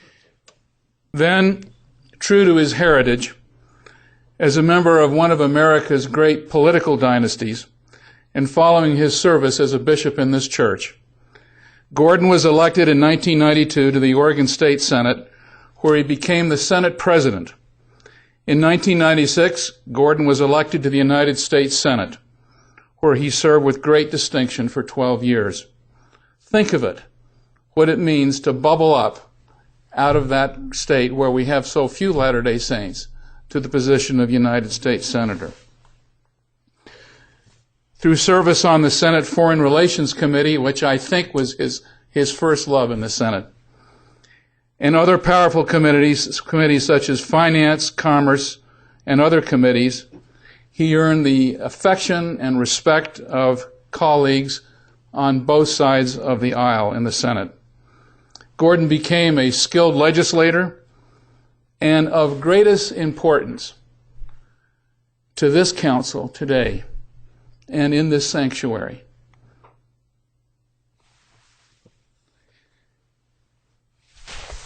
I stand as a witness of his tireless advocacy for the vital interest of the Church of Jesus Christ of Latter-day Saints. For in my experience, he always stood ready first and foremost as a high priest and as a covenant member of the Church of Jesus Christ of Latter-day Saint, and receptive and able and willing to serve its most vital interest in Washington and, in fact, internationally. Though I can't remember any Latter-day Saints that were permanent members of his staff, it was fair to say that his staff in the Senate was church broke. In fact, not many months ago, his legislative director called me on the phone and he said, "Ralph, you haven't called us for 6 weeks. What are we supposed to be doing?"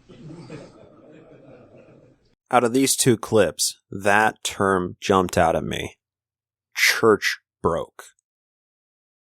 What does one make of that term being thrown around in a room of the Quorum of Apostles when they're referencing a powerful U.S. senator? What does a politician have to do to become church broke?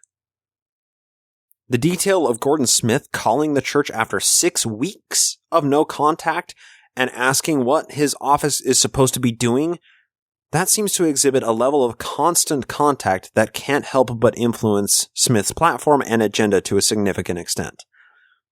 Maybe calling the Quorum of the 12 to ask what they want exhibits what Ballard lovingly referred to as church broke. When you break a horse, you break its spirit of opposition through menial tasks and strict obedience. When you break a recruit in the military, they begrudgingly yield their autonomy to those in a commanding position over them. What does a church broke politician mean? Maybe that's something we should ask every Utah politician. Are you church broke? Now, why don't we just take a brief overview of the church's public statements concerning politics? In 1889, when Utah Territory was desperately trying to gain state status with the federal government, the first presidency declared, quote, "Church government and civil government are distinct and separate in our theory and practice." In 1907, the First Presidency issued this statement, and I think this is probably the most illustrative of all these statements we're going to read. It says, quote, "The Church of Jesus Christ of Latter-day Saints holds to the doctrine of the separation of church and state, the non-interference of church authority in political matters, and the absolute freedom and independence of the individual in the performance of his political duties. We favor the absolute separation of church and state. No domination of the state by the church, no church interference with the functions of the state, no state interference with the functions of the church or with the free exercise of religion, the absolute freedom of the individual from the denomination of ecclesiastical authority in political affairs, and the equality of all churches before the law." End quote. In 1942, the First Presidency said this, quote, "The church stands for the separation of church and state." In 1963, the First Presidency stated, quote, "The Church does not interfere and has no intention of trying to interfere with the fullest and freest exercise of the political franchise of its members." In 1988, the First Presidency stated, "We have no candidates for political office and we do not undertake to tell people how to vote." How do we reconcile those unequivocal and bold statements with this video that was taken in 2009, which seems to exhibit church-broke Senator Gordon Smith's reliance on the church in order to direct his agenda? How do we view all of these listed political motives and campaigns forwarded by the church when they've made statements in no uncertain terms that they do not interfere with politics? Once again, a policy by the church that they do not interfere in politics, and their practice exhibiting that they do indeed interfere in politics, there's a vast disparity between church policy and practice. And a lot can be understood if we merely follow the money. The church changes when their money is threatened. Now, the church may move slowly, but that movement is frequently attributed to or accelerated by money. Whether it's money the church may lose or money that it wants to gain, you always follow the money. Let's draw lines between all of the floating dots in this episode so far. Missionaries for the church are colloquially referred to as the church's sales force. Wherever missionaries may go out into the world, a little bit of success will eventually merit the installation of a branch, then a ward, then a stake, and eventually a temple. Often accompanying a temple is a missionary training center in order to train more local missionaries to be a stronger sales force in the area around the temple. Currently, 159 temples operate and 15 missionary training centers exist, usually within eyeshot of the local temple, which only further expands the church's sales force. The history of missionary training centers shows the expanding church's sales force. The first official MTC was put in Provo in 1978, which coincided with the completion of the Provo Temple. Prior to that, MTCs were merely referred to as language training missions that were usually held in local ward houses. This whole Joseph Bishop McKenna Denson sex scandal occurred a mere 6 years after the first MTC was created. And it's understandable that they had some kinks to work out of the system with it being so new and with Joseph Bishop being part of some of the earliest management teams over the Provo Missionary Training Center. The first missionary training center that was constructed after the Provo MTC was in Sao Paulo, Brazil, right next to the temple. And that was put into use in 1977 before the temple itself was even dedicated and the priesthood ban was lifted on, African Americans being able to get into heaven. The England MTC was the first established in London, but then it was moved to Preston, adjacent to the Preston Temple in 1998. The Mexico City MTC was located in a reconfigured church-run high school. Prior to that, the old MTC was adjacent to the Mexico City Temple, but that MTC could only accommodate about 125 missionaries. The new campus, which was opened in 2013, can accommodate 1,000 missionaries. A temple, right next to it, an MTC, that represents the expanding church sales force. But what does it take to build a temple and an MTC? Obviously, a lot of politics and bureaucracy are necessary in order to get a temple and an MTC built in any location. Any time that a company wants to expand its sales force overseas, they have to get through a lot of red tape to do so. Putting temples in Utah is so easy that they've done it nearly 19 times by this point. But putting a temple and an MTC in other countries poses a number of challenging issues, politically and bureaucratically speaking. The church needs to have politicians and ambassadors on its side in order to expand its sales force to other countries to inevitably begin pulling in tithing from those locations once they build a temple and MTC. All of that tithing is funneled back to Salt Lake City, and it's essentially untraceable by outside Overwatch committees.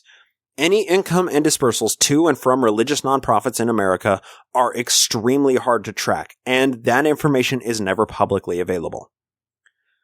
So I'm going to play through a couple more clips from General Conference. This next one is from Apostle Dallin H. Oaks. He's the current first counselor to the prophet, and he gave an interesting talk on the importance of taking joy and noticing the small and simple things in life, and how small and simple decisions can lead to important outcomes. He offered an interesting quote. Let's have a listen. A persuasive secular teaching of this same principle comes from former Senator Dan Coates of Indiana, who wrote, quote, "The only preparation for that one profound decision which can change a life or even a nation is those hundreds and thousands of half-conscious, self-defining, seemingly insignificant decisions made in private." End of quote. Those seemingly insignificant private decisions include how we use our time, what we view on television and the internet, what we read, the art and music with which we surround ourselves at work and at home, what we seek for entertainment, and how we apply our commitment to be honest and truthful. Why did Dallin Oaks quote Dan Coates? If a person quotes another person who isn't dead yet, it's worth examining possible reasons why that specific person was chosen to be quoted. For a little bit of context, Daniel Coates is the current Director of National Intelligence. This is his profile page on dni.gov. The Honorable Daniel Coates was sworn in as 5th Director of National Intelligence on March 16, 2017. As DNI, Mr. Coates leads the United States Intelligence Community, the IC, and serves as the principal intelligence advisor to the president. Okay? Dan Coates has established a number of diplomatic relationships with European countries during his time from 2001 to 2005 as ambassador to Germany. He returned to the Senate in 2011, and he didn't run for re-election in 2016 and was eventually appointed to the office of Director of National Intelligence by President Donald Trump. From the last paragraph of his biography page, we have, quote, Dan and Marcia Coates met in college and have 3 adult children. They have been active in charitable causes, including the Foundation for American Renewal, which they formed together. The Foundation for American Renewal. We'll get to it in a second. DNI, Coates has served as president of Big Brothers and Big Sisters of America and on the boards of many civic and volunteer organizations. So, let's chase that down. From the mission statement of the nonprofit that Dan Coates and his wife Marcia run. Quote, as a United States Senator in the 1990s, Dan Coates led the Project for American Renewal, which featured a legislative package aimed at supporting grassroots charities through tax credits and innovative policy solutions.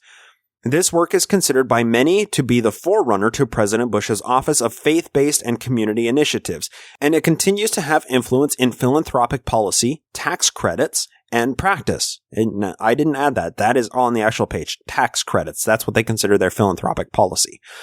Dan Coates' vision for American renewal through faith and community solutions is articulated in his book Mending Fences and in the numerous speeches and essays contained on this website.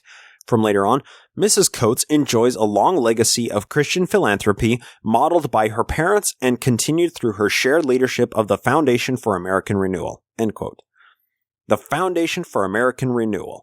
Essentially, it seems like Dan Coates and his nonprofit, Foundation for American Renewal, seeks to funnel money into other nonprofits through tax credits. One wonders whether or not the LDS Church has ever directly benefited from Coates' nonprofit, faith-based tax credit initiatives, one way or another. Look, maybe Dallin Oaks really likes Daniel Coates' books, Mending Fences. That's a perfectly rational explanation for why Oakes chose to quote quotes from General Conference.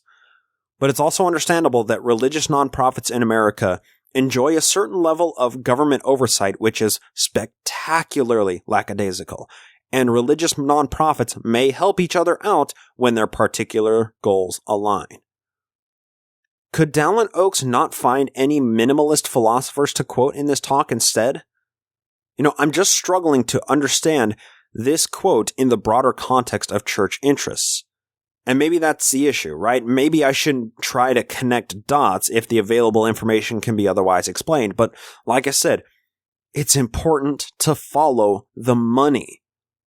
This quote is merely one more fascinating detail to add into the mix of everything presented in the episode today, from church politics to how the church handles policing itself with sex abuse scandals and everything that's involved in the Protect LDS Children campaign. All of these are interconnected.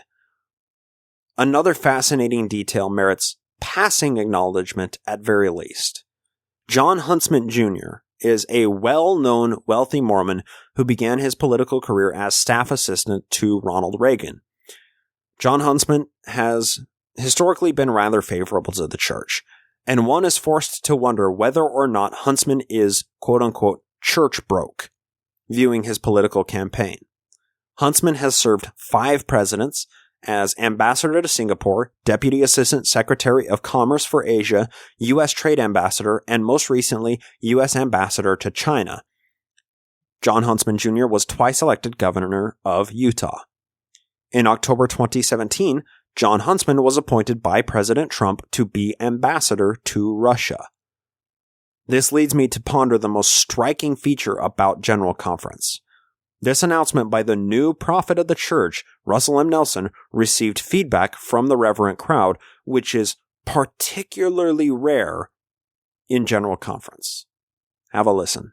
Our message to the world is simple and sincere. We invite all of God's children on both sides of the veil to come unto their Savior, receive the blessings of the Holy Temple, have enduring joy, and qualify for eternal life. Eventual exaltation requires our complete fidelity now to covenants we make and ordinances we receive in the house of the Lord.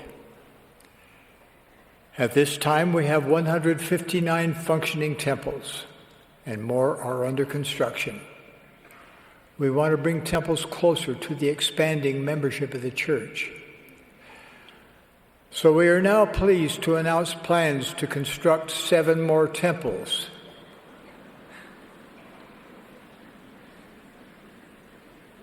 Those temples will be located in the following locations: Salta, Argentina;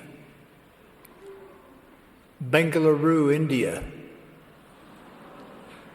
Managua, Nicaragua; Cagayan de Oro, Philippines; Layton, Utah;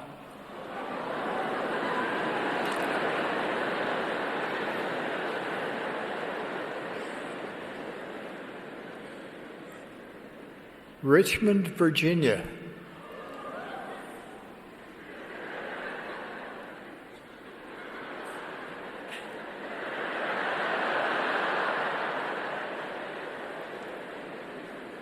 and a major city yet to be determined in Russia.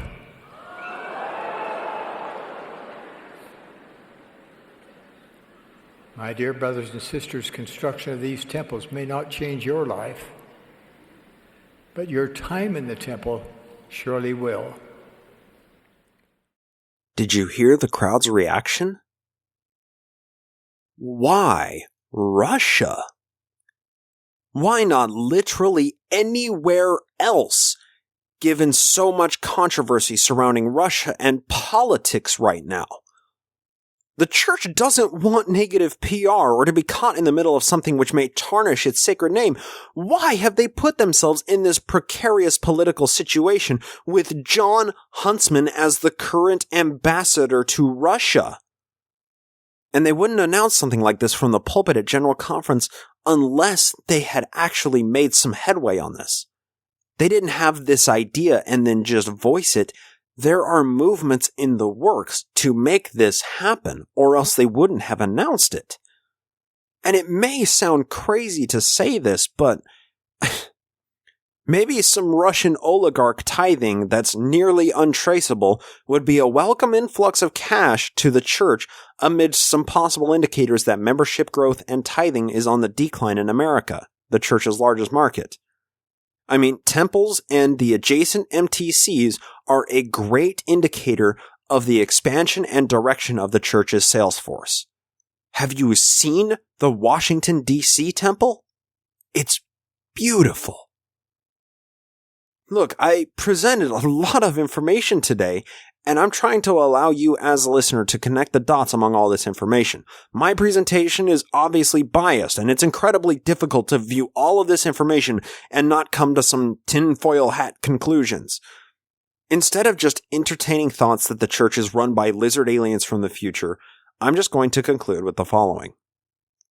I don't know what it is we're dealing with here. Watching these recent events unfold and seeing how much political power and wealth the church throws around leads me to conclude that whatever we think might be happening with the church, we're definitely wrong. The fact of the matter is, the church is a massive, multinational company with tens of billions of dollars in assets and billions coming in tax and regulation free from all over the world in the form of tithing. No combination of words can properly describe how powerful Mormonism is.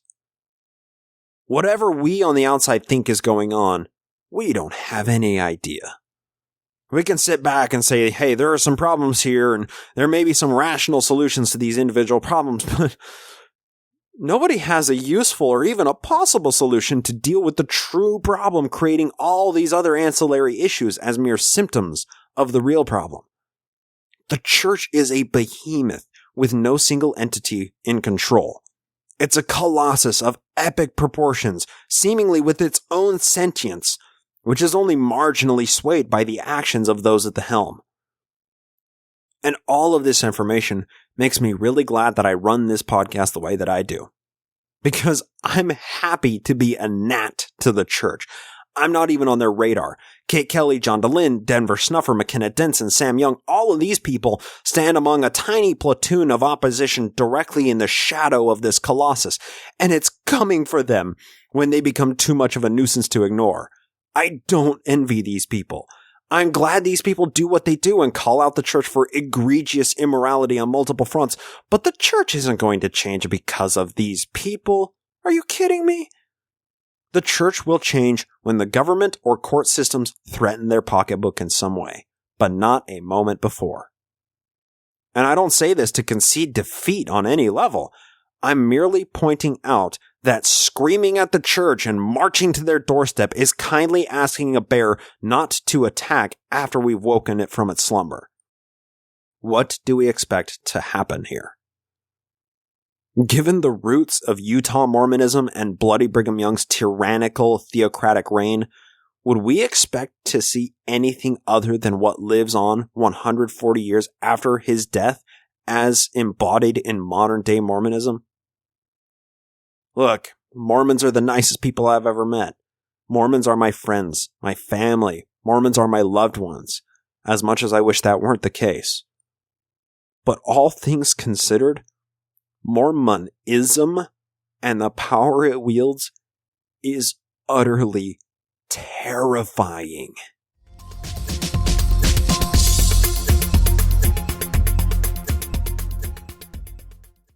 We just skimmed over the top of so many major issues that are going on in the church and in headlines discussing the church lately.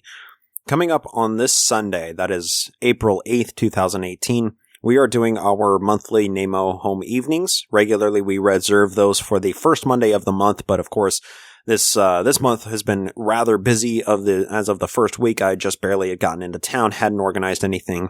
So Sunday, instead, we are doing our Name a Home evening. We're beginning at 7 p.m. Pacific Standard Time. That is April 8th once again, and we will have on Ryan and Ethan of the Mormon Leaks. We're going to dive into some of the minutia of what's been going on with the MTC president rape scandal that has been going on within the church. As I said, there's so much to talk about. This is all just, today's episode has only just been skimming over the tops of these mountain peaks here. We're going to try and dive into a couple of the valleys, get way into the weeds on this. So I'd really like you to join us in that Google Hangout. If you are a patron of the show, you'll be able to join us and field any questions to Ethan and Ryan. If you would like to, you'll see a link in your Patreon inbox. The night of that hangout, you'll see an invite to the Google Hangout about 10 minutes before we get started. Really looking forward to it. It should be interesting to get a little bit of the inside scoop of how the Mormon Leaks team has been handling all of the criticism and outcry from their leak and everything that has happened since the leak was released on March 19th of the audio between Joseph Bishop and McKenna Denson. All that said, patrons of this show will also get access to the hangout that we did at Squatters Pub the day of the march. That was in the evening after the march and the rally. It's my way of incentivizing those of you who want to support the journalism and research that goes into this show, and also my way of saying thank you to those of you who do support the show. So be sure to check your Patreon-only feed to listen to the live show that we had with Tanner Gilliland of Zelf on the Shelf, where we talked all about the law of common consent within the church. So just a couple of little updates for those of you who do support on patreon.com/nakedmormonism, and of course, thank you so much to all of you who do. Let's shut it down for the night. Thank you so much to Julianne for running the Twitter and Facebook pages, and for hanging out for the entire march, and for helping me dig through some files in the Harold B. Lee library. That was really good fun, and I always enjoy hanging out with you, Julie. Thank you, thank you, thank you. Thank you so much to Natalie Newell for being the production assistant on the back end, and lining up a bunch of exciting guest interviews that we have coming up in the next coming 2 months. Thank you so much to Jason Camo of aloststateofmind.com. He provided the music that's used in this show with his permission. Thanks to Andrew Torres of the Opening Arguments podcast, as well as the law offices of P. Andrew Torres for providing legal counsel for this show. Thank you so much to all the patrons who support the show, and most importantly, thank you so much to all of you listeners out there for meeting me in Salt Lake City in the rally. It was so great to meet you, shake your hands, and put faces to screen names, and of course, for lending me your ear. I hope to talk to you next time here on the Naked Mormonism Podcast.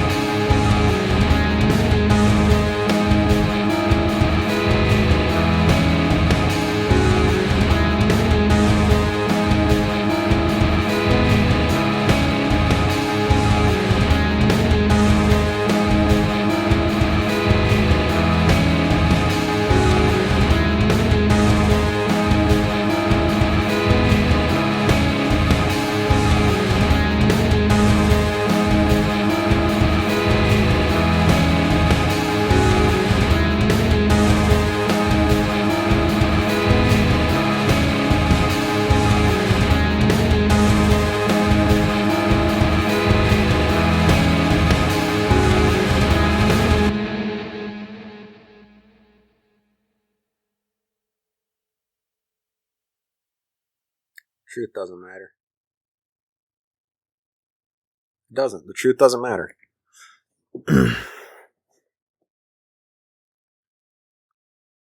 Reading all these headlines, compiling all of this information. Look, I know McKenna Denson was raped by Joseph Bishop. I think we all know that. But the truth doesn't matter. Court of law. It's what you can prove. What you are able to prove. Kids killing themselves because of Bishop's interviews. Truth doesn't matter. It's what you can prove. Right? The Mormon Church having a ton of political power. We know what's going on. But the truth doesn't matter.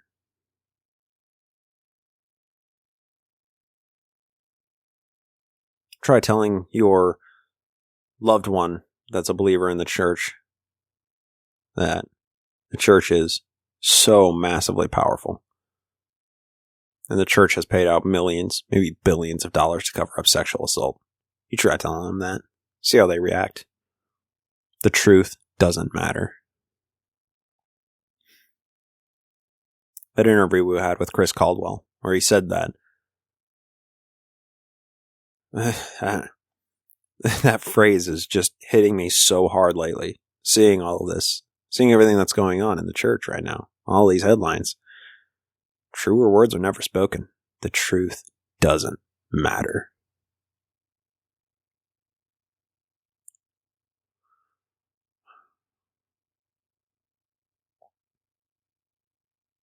Maybe it's better to just take the George Carlin stance, right? We all got a ticket to the freak show. Sit back, eat your popcorn. If you're born in America, you got a front row seat. It's chaos. The world is so twisted, but it's so twisted because the truth doesn't matter. People don't care about the truth. They care about what they think is the truth. They care about what their emotions tell them is the truth.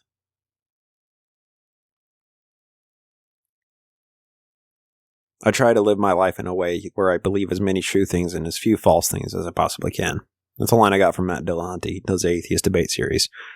And that's a tenet that stuck with me. It's powerful. How do we try and incentivize that? I mean, incentivizing, it always seems like it's monetarily, that's always attached to that, right? You know, if you're getting incentives at work for high performance, for better commissions, whatever, you're getting paid more money for doing a good job. But what other incentives are there to believe more true things and a few false things as possible? What? You live a more rational life? That doesn't matter to so many people because the truth doesn't matter.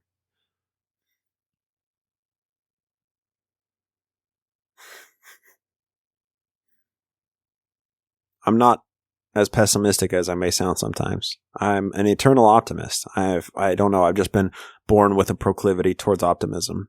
I try to live my life being as optimistic as I possibly can, but there's some things that happen. Some things that I have a hard time ignoring that do temper that optimism.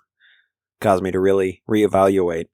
Is the world as beautiful as I think it is? As beautiful as I hope it is? Are we really as fucked as I think we are? Or as everybody says that we are? I don't know. I love the truth. I love something that I can prove unequivocally is the truth. How do we instill that same love of truth in the minds of everybody that we're surrounded by? Like when you know something, when you have a passionate love and knowledge of something, it's something you want to share, right? Somebody converts to a new religion, they want to share it with everybody that's around them. If somebody is part of a new club of some sort, they want to share it. That's what I have. I have a love of truth, and I feel like I'm on the insider group with truth and always trying to work closer to being more truthful of everything that I possibly can. But how do we instill that love of truth in other people? Because it's a beautiful thing. Not having cognitive dissonance is one of the most powerful pleasant feelings you can have. And I like having my current level of as little cognitive dissonance as I possibly can. And that's possibly due to echo chambers. That's possibly due to having a fluid mind where a person can quickly understand and grasp concepts and be able to incorporate those concepts into a broader view of the world, because truth is really useful. It's powerful. Truth allows us to do all kinds of useful things. But when we're dealing in a world where the truth seems to matter significantly less than it ever has, where it's truthiness that really matters, right? That old Colbert skit. I don't know. I'm at a loss. What sucks is this whole episode, compiling all of this and just thinking all of this through, it's like, all I'm doing is just pointing out a ton of problems. I'm not offering solutions. Because there is no solution. It's a mess. It's horrible. It's chaos. There's no simple solution. There's likely no real solution to all of these massive problems that exist. And it seems like all of these are just symptomatic of problems that exist in the broader world. It's not just Mormonism that wields this kind of power. It's any organization. It's any massive organization with a huge political lobbying force with truly bottomless pockets with a golden checkbook and a black card with no limit. Right? You can do anything. Whoever said money can't buy happiness has apparently never bought a politician that allows them to make a lot more money than they had before. I'm just opining. I'm just staring blankly at my bookshelf here. So I don't know. Scripted all of this episode up, and I feel like I shared everything that I wanted to share, but there's so much left unsaid that I wish I could have shared. I don't know. I digress. It's wrong to criticize leaders of the church, even if the criticism is true. The preceding podcast is a production of Ground Gnomes LLC, copyright 2018, all rights reserved.